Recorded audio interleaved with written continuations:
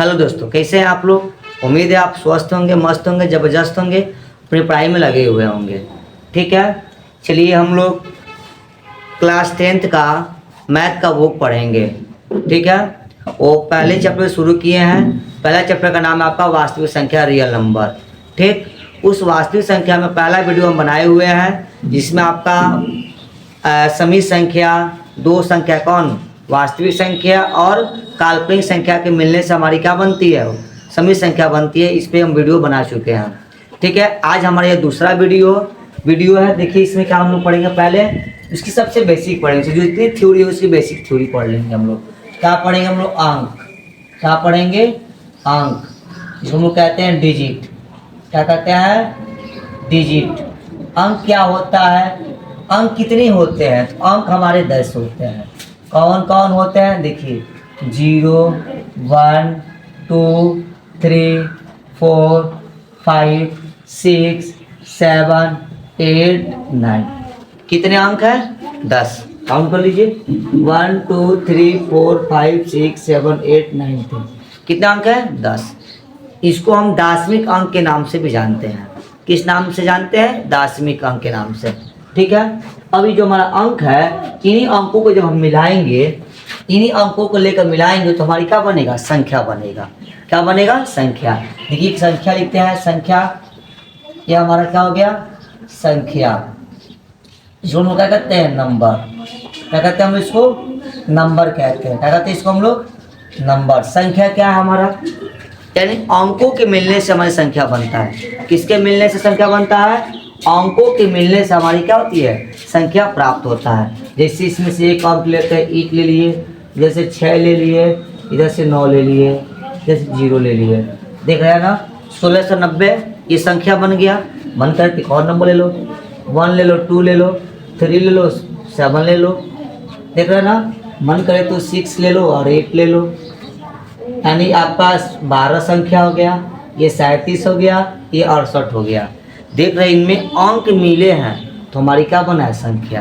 तो परिभाषा क्या बनेगा, अंकों के मिलने से हमारी क्या होती है, संख्या बनती है। ठीक है, इसके बाद से हम लोग क्या पढ़ेंगे, क्या, प्राकृतिक संख्या। क्या पढ़ेंगे हम लोग, प्राकृतिक संख्या, जिसको हम लोग क्या कहते हैं, नेचुरल नंबर। Natural number. कौन संख्या, प्राकृतिक संख्या। प्राकृतिक संख्या कहाँ हम यूज करते हैं, तो गिनने में यूज करते हैं। यानी 1 से शुरू होकर अनंत तक चलता है। कहाँ शुरू होकर, 1 से शुरू होकर अनंत तक चलता है। अगर किसी बच्चे से बोला जाए कि एक टोकरी में आम है, उसको गिनो, तो बच्चा क्या करेगा, गिनने का प्रयास करेगा। तो कहाँ से गिनेगा, 1 से, यानी 1 से गिनना शुरू करेगा और तब तक गिनेगा जब तक वो समाप्त ना हो जाए। अर्थात 1 से चलेगा, 1 से लेकर कहाँ तक चलेगा, अनंत तक चलेगा। कहाँ तक चलेगा, अनंत तक चलेगा। वो हमारा प्राकृतिक संख्या कहलाएगा। तो प्राकृतिक संख्या क्या है, 1 से प्रारंभ होगा, अनंत तक चलेगा। इसमें सबसे छोटी जो प्राकृतिक संख्या है वो हमारा 1 है। अब बड़ा कौन है, इन्फिनिटिव, अनंत, जो पता नहीं है अभी। चलिए अब हमें आपको मिलेगा पूर्ण संख्या। कौन संख्या, पूर्ण संख्या। कौन संख्या, पूर्ण संख्या, होल नंबर। और नंबर, होल नंबर। कौन नंबर मिलेगा हमारा, होल नंबर मिलेगा। होल नंबर में क्या होगा, इसमें 0 से प्रारंभ होगा। किससे प्रारंभ होगा, 0 से प्रारंभ होगा और कहाँ तक चलेगा, अनंत तक चलेगा। 0 से प्रारंभ होकर, इसमें 0 से प्रारंभ होकर कहाँ तक चलेगा, ये हमारा अनंत तक चलेगा। 0 से लेकर कहाँ तक चलेगा, अनंत तक चलेगा। कौन संख्या हमारा, पूर्ण संख्या। कौन संख्या, पूर्ण संख्या। आइए अब हम लोग पढ़ेंगे इस प्राकृतिक संख्या का विभाजन। ठीक है, प्राकृतिक संख्या का विभाजन पढ़ लेते हैं।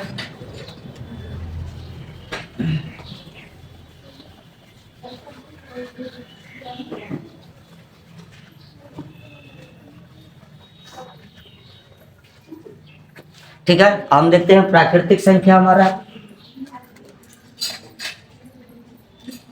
ये हमारा प्राकृतिक संख्या। इसको बांटा गया, हम लोग 4 भागों में बांटे हुए हैं। देख लीजिए, पहला हमारा क्या है, सम संख्या, इसको क्या कहते हैं, इवन, यार इवन नंबर। दूसरा होता है विषम संख्या,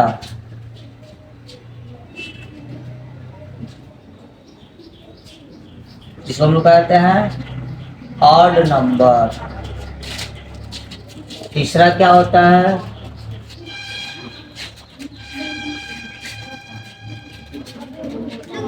भाज्य संख्या, जिसको हम लोग कहते हैं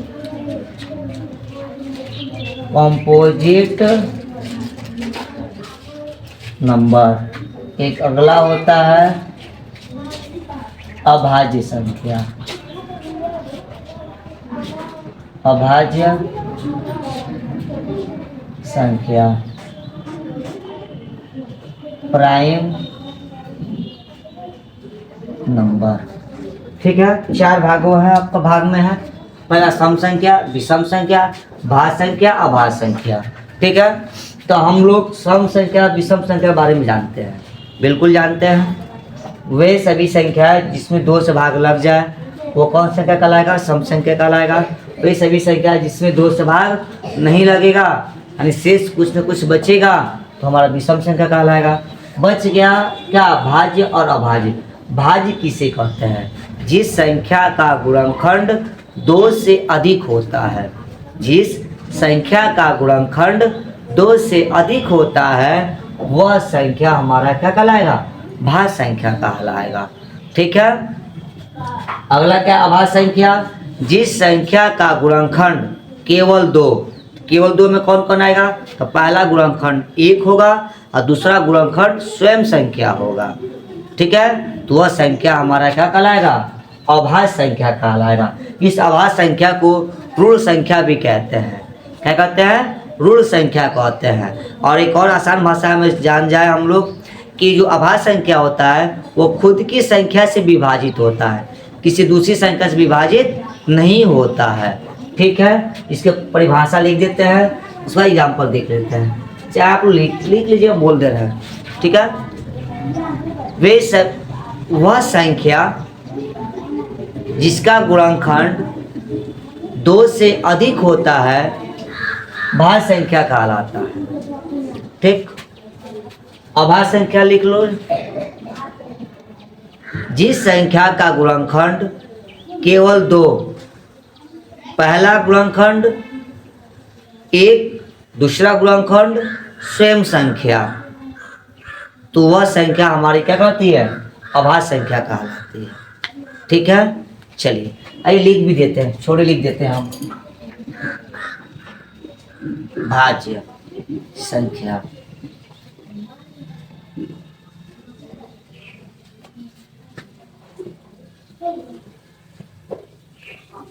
वे संख्याएं जिनका गुणनखंड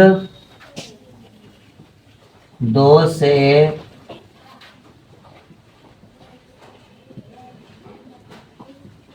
अधिक होता है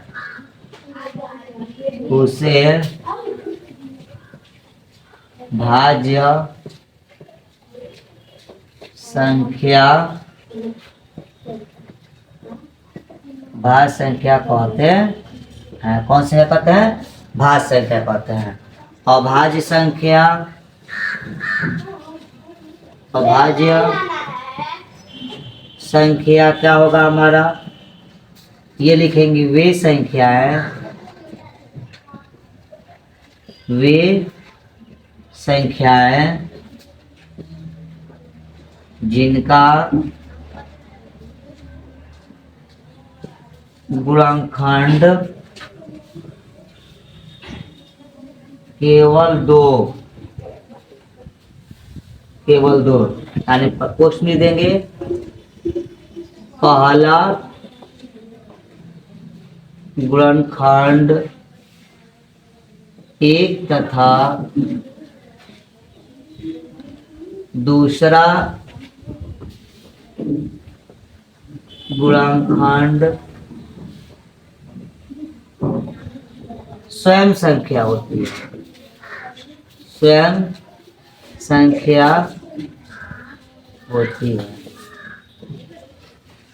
पोस्ट लगा दिया जाए, बंद कर दिया जाए। यानी वे संख्या जिनका गुणनखंड केवल 2 होती है, 2 होती है, उसे अभाज्य संख्या कहते हैं। ठीक है दोस्तों, लिख लीजिए आप लोग। ठीक है, चलिए अब इसका एग्जाम्पल देख लेते हैं हम लोग।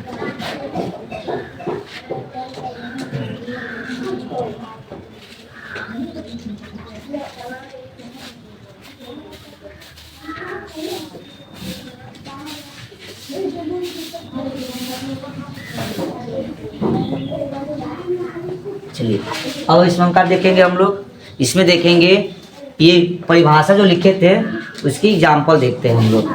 अब एक गुणनखंड होता है, गुणनखंड किसे कहते हैं? जिस किसी संख्या का गुणनखंड वो तभी होगा जब उसको विभाजित कर दे। क्या कर दे? विभाजित कर दे।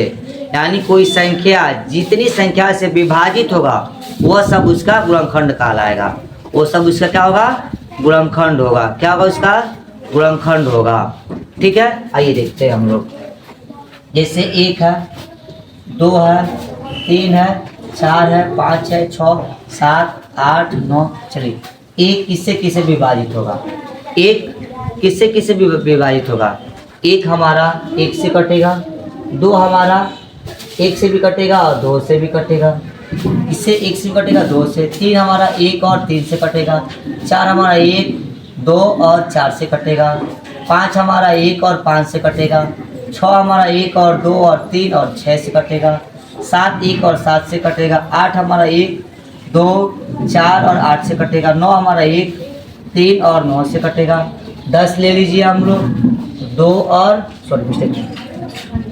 10 1 से भी कटेगा, 2 से भी कटेगा, 5 से भी कटेगा और 10 से भी कटेगा। 11 हमारा 1 से भी कटेगा और 11 से कटेगा। 12 हमारा 1 से कटेगा, 2 से भी कटेगा, 3 से भी कटेगा, 4 से भी कटेगा और 6 से कटेगा और 12 से कटेगा। 13 हमारा 1 और 13 से कटेगा। 14 हमारा 1 से भी कटेगा, 2 से भी कटेगा, 7 से कटेगा, 14 से कटेगा। 15 हमारा 1 से कटेगा, 3 से कटेगा, 5 से कटेगा, सीधे 15 से कटेगा। ठीक है, थोड़ा सा फास्ट बता दी, आप लोग जानते हैं ये सब। यानी ये सब इनकी क्या है? गुणनखंड है। यानी 15 को 1 2 3 4 गुणनखंड, ये सब से क्या है? गुणनखंड है। तो बोले क्या परिभाषा? तो जिस संख्या का गुणनखंड 2 से अधिक होगा, जो 2 से अधिक होगा वो भाज्य संख्या होगा और जो केवल 2 को होगा वो हमारा अभाज्य होगा। देखते हैं, 1 हमारा क्या है? 1 हमारा इसका गुणनखंड कितना है? 1 है। तो अब पढ़े हैं कि जिसका गुणनखंड या तो 2 हो जाए या 2 से अधिक हो जाए, तो यह को 1। तो ये हमारा 1 न तो भाज्य होता है न अभाज्य होता है। 1 न तो भाज्य होता है न अभाज्य होता है। अब चलिए 2 ले लेते हैं। तो 2 का गुणनखंड को 1 और 2 को। पहला गुणनखंड 1 और दूसरा गुणनखंड स्वयं संख्या, तो किस में जाएगा? अभाज्य में जाएगा। इसका भी देखिए, पहला गुणनखंड 1 और दूसरा गुणनखंड स्वयं संख्या, अभाज्य में जाएगा। इसका देखिए 4 का 1 2 3, 2 से अधिक क्या है? गुणनखंड है, तो हमारा भाज्य में जाएगा। यह 1 है और 1 स्वयं संख्या क्या? 5 है, तो हमारा इसका क्या होगा? अभाज्य संख्या होगा। 6 का देखिए तो 4 का है? गुणनखंड है। पहला 4 गुणनखंड है तो 2 से क्या है? अधिक है, तो हमारा क्या होगा? भाज्य संख्या होगा। ठीक है दोस्तों, समझ में आ रहा है आप लोगों को? ठीक है।